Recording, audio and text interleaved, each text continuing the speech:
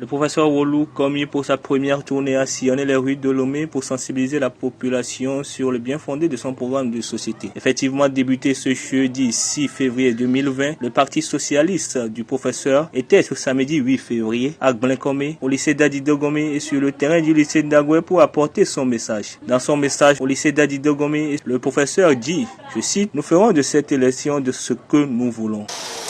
Donc c'est le même message que nous portons de quartier en quartier, que nous irons sur l'ensemble du territoire, pour leur dire que l'heure de l'alternance a sonné et qu'il n'y a aucun doute que nous allons changer la situation. Il ne faut pas avoir peur du changement.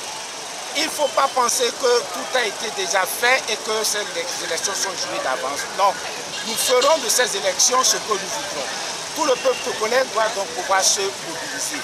J'ai essayé donc de dire aux jeunes du quartier quelques grandes idées également de notre campagne. Ce n'est qu'un rappel puisque plusieurs d'entre eux sont déjà informés. Sur cette base, ils iront maintenant dans les maisons et aller porter la nouvelle, toucher la population par les portes à porte, de sorte que toute la population maîtrise donc ce projet de société. Et essentiellement aujourd'hui, je leur ai dit que si le gouvernement parvient en quelque sorte à endormir encore le peuple, à dominer le peuple, à asservir le peuple, c'est parce que le peuple, dans une certaine mesure, est ignorant des principes sur lesquels l'État fonctionne. N'ayez pas peur du changement. Nous allons créer de l'emploi et changer tous les paradigmes. C'est parti pour 2 semaines pleines de campagne pour tous les candidats qui auront la lourde charge de séduire l'électorat. Pour le doyen de la faculté de droit, la confiance règne et qu'au soir du 22 février, la Commission électorale nationale indépendante proclamera son nom. Je n'ai pas de doute que les jeunes ont compris mon message. Et je sais que je serai élu. Donc je demande encore à ces jeunes de porter plus loin encore ce message. Vous savez, c'est un projet de société, je vais dire, très innovateur. Les échos nous reviennent.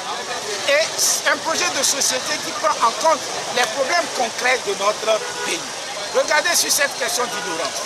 J'ai dit, l'enseignement du droit deviendra obligatoire. À partir du lycée d'abord et ensuite dans les collèges. Et ce n'est pas tout.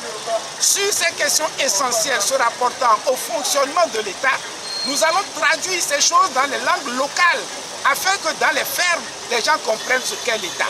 Afin que dans les fermes, les gens comprennent les obligations de l'État à l'égard des citoyens, de même que les obligations des citoyens à l'égard de l'État. Lorsque un peuple est éveillé, il est difficile de la servir. Et je crois que c'est ce que nous devons faire. Parce que moi, mon projet de société ne s'inscrit pas dans le court terme. Moi, je veux transformer mon pays de sorte que après mes mandats, qu'aucun président ne puisse plus venir asservir ce peuple. Ce peuple a été asservi trop longtemps. Il faut éveiller les consciences, il faut éveiller les esprits, définitivement, de sorte que personne ne vienne plus écraser notre pays. Donc, pour cette raison, je fais du droit un pilier vraiment de ce changement. Dans un programme de société axé spécialement sur la connaissance par la population de ces droits, le professeur estime que l'éducation sera au centre de son attention avec une augmentation de salaire de 20%. Un programme qui fait rêver la population et qui met en confiance le candidat. Dans une interview accordée à la rédaction de Vision Média, le leader du Parti socialiste dit, je cite, « Il n'est pas normal que pour 20 000 francs, un citoyen lambda meure dans nos hôpitaux publics que la population considère comme un mouroir. » Fin de citation. Ah oui, les 3 prochains jours, je serai à Lomé et ensuite à l'intérieur du pays. Et à l'intérieur du pays, au départ, je ferai les zones non loin de Lomé pour pouvoir faire des allers et retours. Et probablement à partir du 13, si je ne me trompe pas, je vais de plus en plus m'éloigner de Lomé.